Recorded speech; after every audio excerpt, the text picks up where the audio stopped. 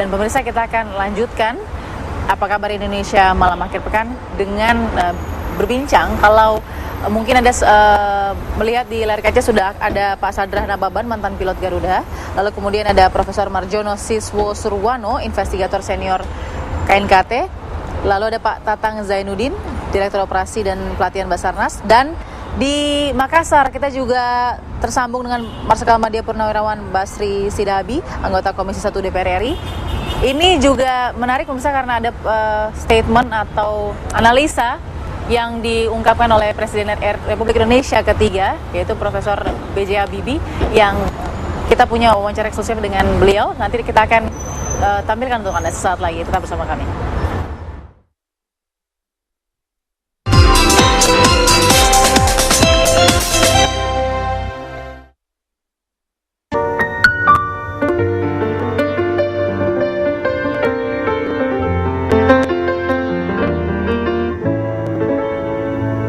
Kembali kita lanjutkan apa kabar Indonesia malam akhir pekan. Sudah ada Pak Tatang, setelah Pak Marjono dan juga Pak Sadra. Selamat malam Bapak-Bapak. Selamat malam. Dan di Makassar kita juga sudah terhubung dengan Pak Basri. Pak Basri, selamat malam. Malam, Mbak Balkis. Iya, baik. Nah, sebelum kita mulai dialog kita hari ini melacak jejak MH370, Bapak-Bapak, kita juga dengarkan juga Presiden Republik Indonesia ketiga kita punya analisa soal MH370. Kita dengarkan, ini adalah wawancara dengan Presiden Republik Indonesia ketiga kita, Habibie dan Dwi Anggia. Menurut analisa Anda yang terjadi dengan 777-200ER ini? Saya setelah saya mempelajari semua masukan yang kita miliki, saya mengambil kesimpulan dan sudah beberapa kali saya katakan, kemungkinan besar pesawat terbang itu pada ketinggian 10 km, 33.000 kaki, feet, itu kurang lebih situ dia ledak kayak bom Molotov. Meledak begitu saja di ketinggian 33.000 kaki? Ya, meledak disebabkan karena sesuatu yang kita tidak bisa mengetahui persisnya apa, yang menyebabkan wing yang masih penuh dengan fuel itu ya meledak. Oke.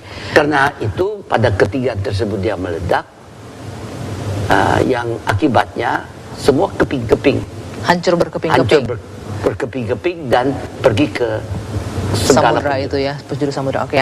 Itu analisa dan spekulasi Anda. Tapi apa kemungkinan? Memang ada banyak hal yang memungkinkan terjadinya ledakan itu.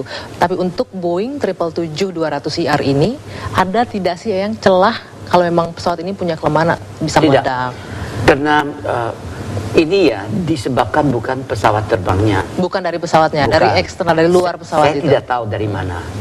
Jelas itu karena Boeing sudah membuat beberapa ribu pesawat terbang. Dan dia proven technology. Dia FAA certified. Jadi 777 termasuk pesawat yang unggul, yang canggih, ya? Unggul dan safe. Jadi begitu juga engine-nya yang dipakai. Itu dari engine maker yang Rolls-Royce yang bagus intinya ya. Apa Rolls-Royce atau General Electric atau Pratt, itu semua itu satu kelas. Ya, menarik sekali. Tadi saya ingin langsung tanya nih, kalau ini kan spekulasi yang selama 15 hari mungkin itu mungkin berada di area abu-abu ya, Pak Tatang, Pak Sadra kita dengar juga. Tapi ini Presiden RI ketiga kita, Pak B.J. Habibie, punya analisa mungkin saja meledak di 10 km, di ketinggian 10 km. Pak Marjono bisa komentar apa soal ini? Ya, kalau saya melihat atau membaca report yang lain, itu kalau meledak di udara kayak kasusnya Transworld Airlines di Amerika dekat Long Island, itu ada kepingan-kepingan besar. Kepingan-kepingan besar. Betul, pesawat itu menjadi 3 dan tertangkap radar semuanya. Dan banyak yang terapung, yang ringan-ringan, misalnya komposit structure itu bisa terapung. Itu meskipun dalam rentang 15 hari pencarian ini? Nggak sampai waktu itu. dengan cepat mereka dapat mendeteksinya. Pasti di hari pertama atau kedua sudah Ya. ada jejak begitu. Ya, ya. Itu menurut Ya. Pak Marjono. Ya. Nah, kalau menurut Pak Sadra sendiri? Ya, saya agak sulit untuk memberikan tanggapan Ya, mengenai ya. ini ya, Ya. karena informasi yang kita dapat itu sangat terbatas. Saya nggak tahu apakah beliau mungkin mempunyai informasi yang lebih lengkap Betul. sehingga bisa sampai ke kesimpulan itu. Tapi kalau informasi yang saya peroleh yang sangat terbatas itu masih belum bisa sampai ke sana kesimpulannya. Oke. Pak Tatang, Ya. di sini ada peta ya Pak ya, peta dunia yang kita juga hadirkan untuk pemirsa agar lebih jelas lagi bahwa ada beberapa titik pencarian. Yang terbaru adalah yang ditangkap satelit Tiongkok Ya. di koridor selatan, begitu. Saya belum. Nah ini yang terbaru memang Pak. Konferensi pers hari ini menyatakan ada yang ditemukan. Dari pesawat. 22 kali 13 meter kalau tidak salah, ini di koridor selatan. Tapi kita bicara dulu yang objek ditemukan oleh Oke. satelit Australia Pak ya. Sejauh ini bagaimana Pak bantuan juga kita dan mungkin dilihat dari jaraknya tadi yang Baik. Ini pas kebetulan ada pilot dari KNKT juga bekerja sama dengan Badan Sar Nasional. Nah, saya ke kantor beliau ke kantor saya, bahwa pernyataan dari Perdana Menteri Australia bahwa satelit dari Australia, AMSA khususnya, melihat ada dua kepingan, kemungkinan dan tidak menutup kemungkinan tidak terkait dengan MH 370. ya. Saya kira informasi itu bagi saya itu terlalu dini untuk diundangkan. Seharusnya dicek terlebih dahulu apakah ya atau tidak. Cek kebenarannya dulu kalau menurut pendapat saya. Karena apa? Karena sudah ada dua hal yang seperti itu. Satu di lautan Cina, satelit Cina yang menemukan kemungkinan pesawat berada di dasar laut. Tetapi kenyataannya itu adalah jaring ikan. Yang kedua, saya selalu setiap hari dan setiap saat berkoordinasi meminta informasi dari pihak Kuala Lumpur. Dari Badan Sar Nasional langsung kepada SMC di Kuala Lumpur, dan disampaikan informasi bahwa ada kemungkinan dari kapal yang melintas adanya kemungkinan terkait dari 370. Maka secara cepat saya perintahkan untuk mengerahkan heli yang berada di Belawan. Yang ada di Belawan langsung mengecek sampai ke kapal dagang. Namun kenyataannya di lapangan atau di tengah laut juga sama, itu merupakan bagan ikan atau untuk penangkapan ikan. Dan saya sampaikan kembali ke pihak Kuala Lumpur bahwa yang saudara sampaikan sudah saya temukan, nyatanya itu adalah bagan ikan. Dari rekan kami di Kuala Lumpur mengatakan terima kasih bahwa itu adalah tidak benar adanya. Tapi bedanya infonya dari saat itu di Laut Cina Selatan ya Pak Tatang ya, dengan yang sekarang Australia itu cara mengumumkannya ya yang berbeda ya. Oke. Saya kira karena ini bayangkan saya dan dari mulai kemarin itu mereka berbondong-bondong pesawat dengan kapal-kapal dari negara-negara sahabat untuk mencari ke wilayah. Kita lanjutkan lagi melacak jejak MH370 dari segala sisi yang memungkinkan. Tapi Pak Sadra, mungkin harian The Telegraph dari media Inggris memuat 54 menit percakapan terakhir yang terjadi. Anda kalau sudah lihat nanti kita juga akan tampilkan itu seperti apa akurasinya dan mungkin kebenarannya. Ada yang tidak beres atau tidak, kita tahan nanti ya. Sesaat lagi tetap bersama kami.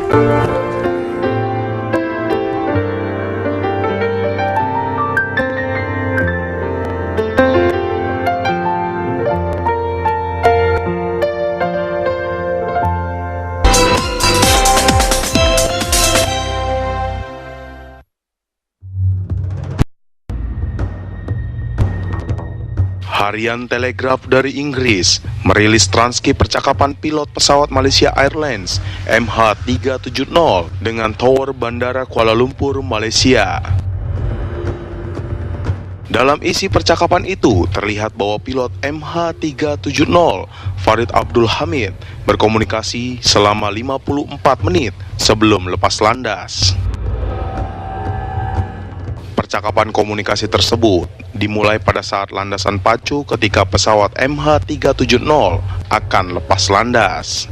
Namun menurut pilot senior British Airways yang biasa membawa pesawat Boeing 777, Stephen Bodigan, komunikasi pilot dan ATC tidak ada yang mencurigakan. Semuanya berlangsung normal. Bahkan perkataan terakhir pilot Farid Abdul Hamid kepada ATC, "All right, good night," tidak ada yang mencurigakan. Bahkan menurut Stephen, jika pilot dan kopilot diduga terlibat menghilangkan pesawat Boeing 777-200ER sangat diragukan. Sementara terkait transkrip tersebut, pemerintah Malaysia hingga saat ini belum memberikan penjelasan.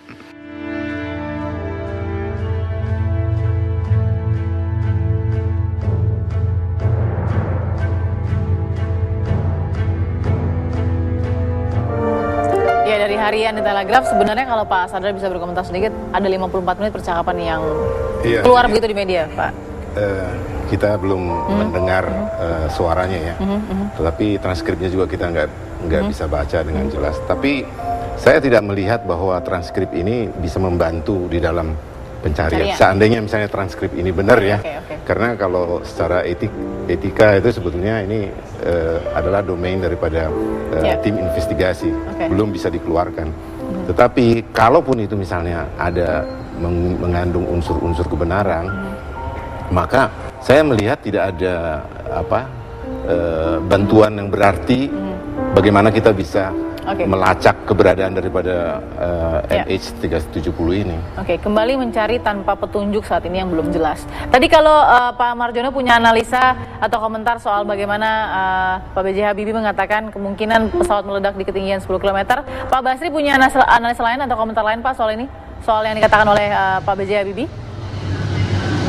Oke, ya Mbak, saya sebetulnya tanggal 13 Maret 2014 jam 11 siang waktu Makassar, saya sudah menyatakan pesawat ini meledak.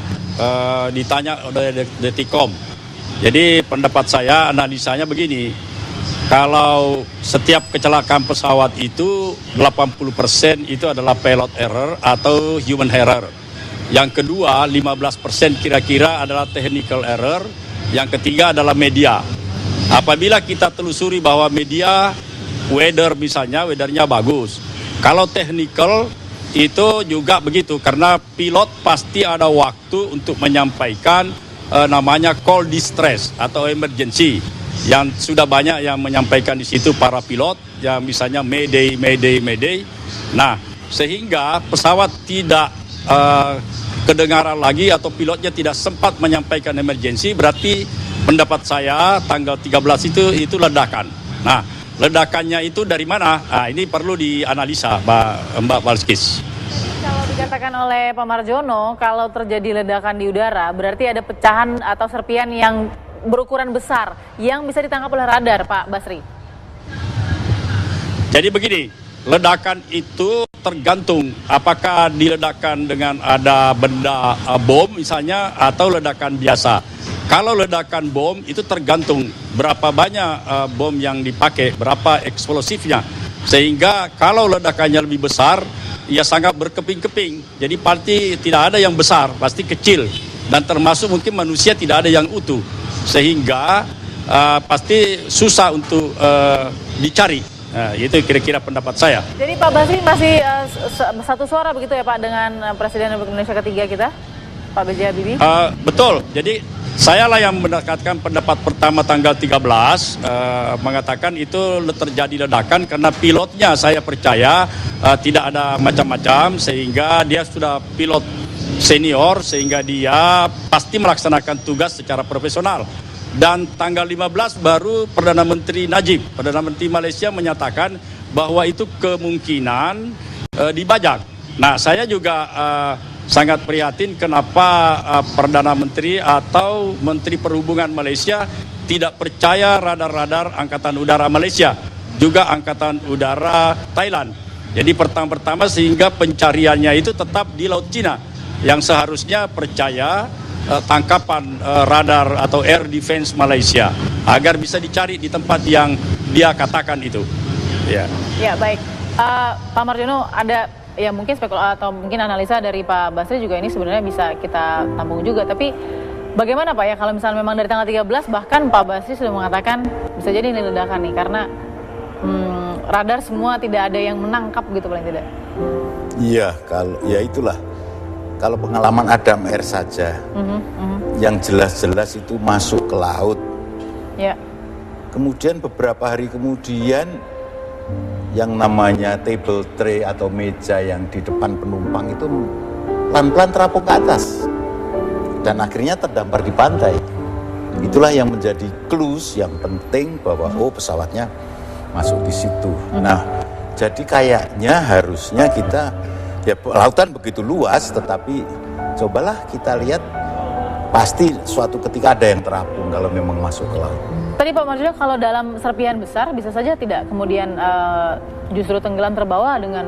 Iya, dan itu di Amerika diangkat kembali besar dan itu dimasukkan museum hari ini, pesawat yang meledak itu. Nah Pak Tatang, yang kita sekarang masih bingung adalah kenapa posisi dari, ini kan yang memimpin Basarnas dari Malaysia ya Pak ya, dengan koordinasi berbagai negara nih ya. Tapi begini Pak, kenapa masih titik-titik pencarian ini masih menyebar, tidak menyisir begitu sifatnya? Ini permasalahannya banyak pendapat. Indikasi-indikasi yang dikemukakan oleh siapapun juga sekarang ini, dan orang itu adalah orang yang punya atau sebagai pejabat, gitu kan, itu langsung direspon. Sebenarnya menurut pendapat saya, mari kita kembali lagi pencarian itu, kembalikan kembali dari Kuala Lumpur sampai ke Lost Contact. Kembali dari sini kita telusuri. Sekarang dari Lost Contact ini ada yang sampai ke Kazakhstan. Dari sini ada sampai ke Selat Melaka. Yang terakhir sampai ke Samudra Hindia. Ini dari hari ke hari, dari pekan ke pekan, bukan tambah menyusut, tetapi menjadi kabur. Betul. Kalau memang di sebelah barat daya Perth itu yakin adanya, tidak ada permasalahan. Dan semua sekarang ini banyak yang punya pendapat. Namun pendapat itu sah-sah saja sebelum pesawat itu ditemukan. Tapi singkatnya menurut Pak Tatang, proses memulai misi pencarian ini sebenarnya tidak fokus, begitu? Fokus, saya kira bagaimana pada saat, karena ini kan prediksi-prediksi, kemungkinan dibajak lah, kemungkinan jatuh, kemungkinan mengatakan meledak, dan kemungkinan ke selatan. Jadi proses pencarian sebenarnya tidak ada yang salah? Tidak, ya boleh saja. Pendapat tidak ada yang salah sampai dengan pesawat itu diketemukan. Berarti strategi pencarian tidak ada parameternya Pak ya? Iya, iyalah. Meskipun meluas dan meluas gitu, lama-lama ke ujung dunia gitu nyarinya. Baik, aku mungkin nanti akan ke Pak Sadar untuk tanya, sebenarnya kalau pengalaman berpuluh-ribu jam ya Pak ya, memungkinkan tidak untuk terbang sejauh itu bagaimana? Tapi nanti Pak, kita harus jeda dulu, saat lagi tetap bersama kami.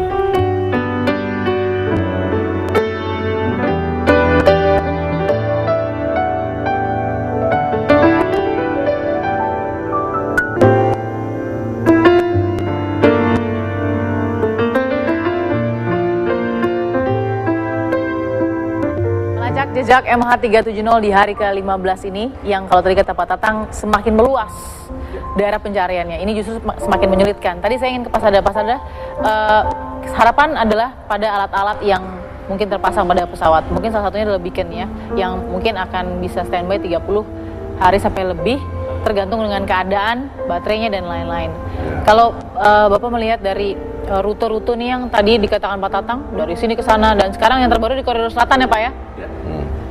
Kalau secara rute pesawat saja Pak, kita tidak spekulasi, tapi paling tidak ini kan berdasarkan experience melihat sejauh apa sih kemudian bisa objek ini memungkinkan atau paling tidak pesawat ini bisa terbang gitu.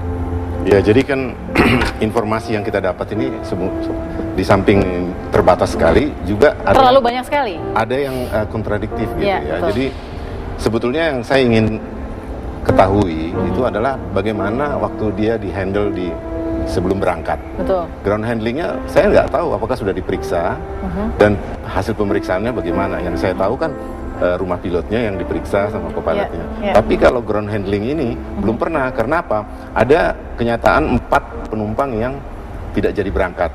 Nah, apakah pernah bagasinya mereka sempat masuk ke dalam pesawat dan sudah betul-betul diturunkan? Karena peraturan prosedur yang standar, penumpang yang tidak jadi berangkat itu tidak boleh bagasinya terbawa. Karena ada di annex 17 itu mengenai baggage and passengers reconciliation itu sudah lama berjalan dan itu harus dilakukan. Nah, ini belum masih tanda tanya kan. Jadi kalau misalnya tadi ada kemungkinan ledakan itu seperti Lockerbie itu kan memang dari bagasi kan. Oleh karena itulah sejak kejadian di Lockerbie itu maka ada prosedur tadi. Nah, kelihatannya kalau dari segi navigasi itu dengan matinya transponder itu tidak akan mempengaruhi kemampuan pesawat itu untuk bernavigasi. Jadi masih bisa normal dia bernavigasi karena tapi kan ledakan itu kan tidak cuma dari dalam, bisa juga dari luar. Ledakan. Ada dua kemungkinan. Kalau misalkan tadi dikatakan soal bagaimana muatan penumpang, kemungkinan segala macam itu kan bisa saja dari luar juga, Pak, bukan hanya dari dalam. Oh iya, ya ada bermacam-macam kemungkinan. Dulu Korean Airlines itu bahkan ditembak kan, salah identifikasi. Nah, ada tidak kemungkinan kalau misalnya salah di navigasi lalu kemudian ditembak ya Pak, Korean Airlines ya? Iya, Korean Airlines itu yang ditembak dulu kan. Tapi ya saya kira sudah akan nggak, dalam kasus ini kemungkinan ke situ nggak ada. Karena apa? Kita tidak seperti tadi Pak Marjono udah katakan, kalau terjadi pecahan itu pasti reruntuhannya itu dengan mudah bisa ditemukan. Nah, ini kan tidak. Bahkan setelah seminggu informasi mengenai mesin dan badan pesawat itu yang mengeluarkan mentransmit ping itu. Bahkan itu kemudian dipakai untuk membuat analisis bahwa pesawat ini melalui waypoint dia berbelok ke kiri kemudian headingnya itu ke arah satu posisi, kemudian di di lautan Selat Malaka ini dia akan menuju ke border kan. Nah, inilah yang membuat sekarang ini menjadi pencarian ini menjadi meluas karena nggak tahu kemana. Meluas dan semakin kabur. Pak Basri, saya ingin tanya Pak Basri. Pak Basri. Ya, Pak Basri. Tidak dengar. Ya silakan. Ya Pak, tadi Bapak kan meyakinkan dari tanggal 13 Maret atau mungkin punya analisa dengan kemungkinan besar ini ledakan. Tadi kalau ada sejarah Korean Airlines yang ditembak ya, kalau tidak salah, adakah kondisi-kondisi ini juga kemungkinan masuk ke dalam skenario MH370? Ya, kalau ditembak saya kira tidak ya. Jadi saya berpendapat bahwa pesawat mendadak tidak bisa dikontrol oleh pilot dan berkeping-keping karena pilotnya tidak ada kesempatan untuk melaksanakan emergency procedure. Jadi saya saran ya, seperti pendapat Pak Tatang, kita percaya saja bahwa apa tangkapan radar Angkatan Udara Malaysia dan Angkatan Udara Thailand, saya percaya itu karena saya ya mantan Angkatan Udara dan saya pernah menjadi Panglima Komando Sektor Pertahanan Udara Nasional 2 yang mengerti betul bahwa radar kita atau air defense yang ada di seluruh dunia itu pasti lebih bagus daripada radar-radar sipil. Sehingga kita sebaiknya menelusuri di mana jejak-jejak itu. Jadi disayangkan seperti saya sampaikan tadi bahwa Pelaksana Menteri Perhubungan Malaysia tidak mengikuti apa yang disampaikan oleh Angkatan Udara Malaysia. Jadi kalau ditembak, saya kira sampai dalam keadaan sekarang tidak ada penembakan. Ya, tidak ada. Ya. Harapan apa lagi mungkin yang bisa diharapkan oleh paling tidak petunjuk bagi tim misi pencari ini itu dulu Pak. Tapi nanti Pak. Pertanyaannya itu saya hanya Iya, tapi nanti Pak, kita tahan dulu, nanti aku akan tanya Pak Jono. Kita tahan dulu, nanti sesaat lagi tetap bersama kami. Sorry Pak.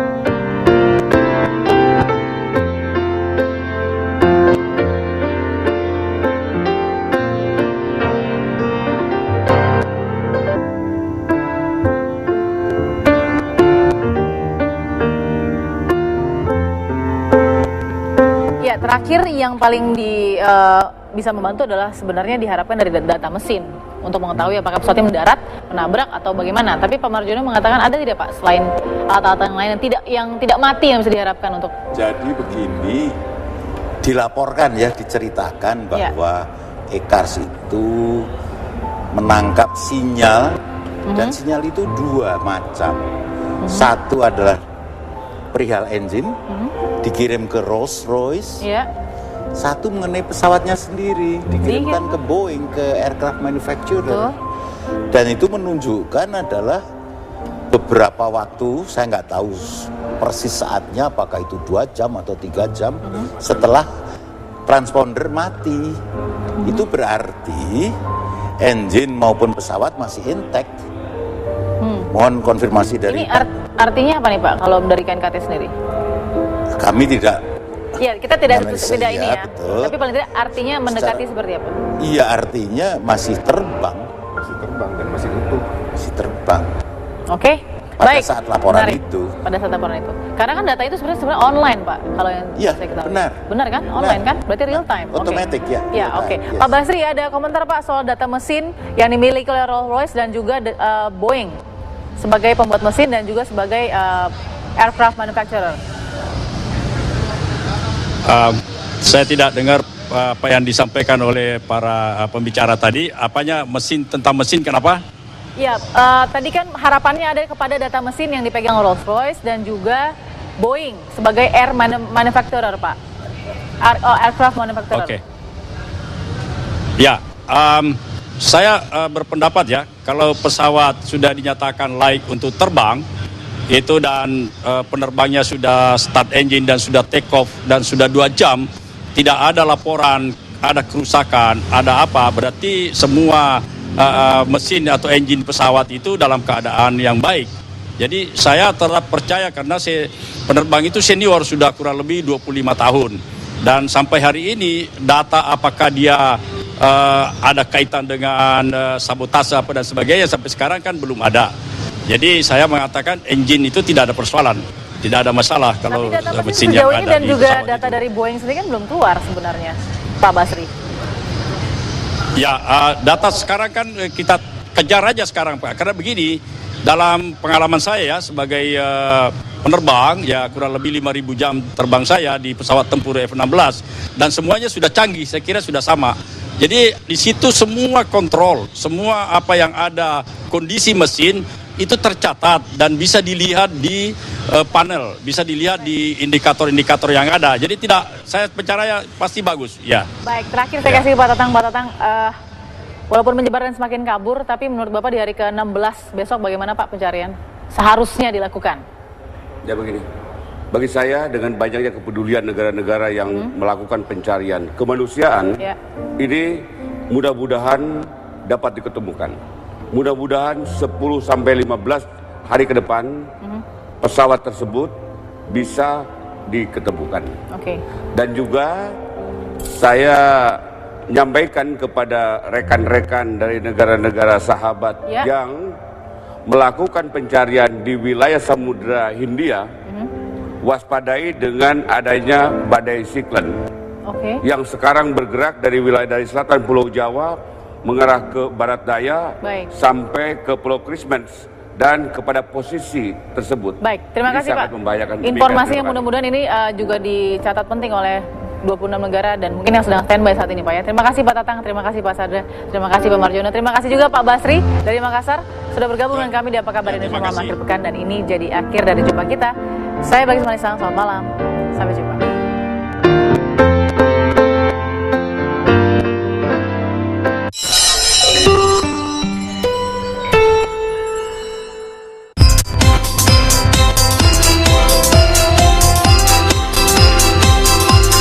Anda baru saja menyaksikan Apa Kabar Indonesia Malam.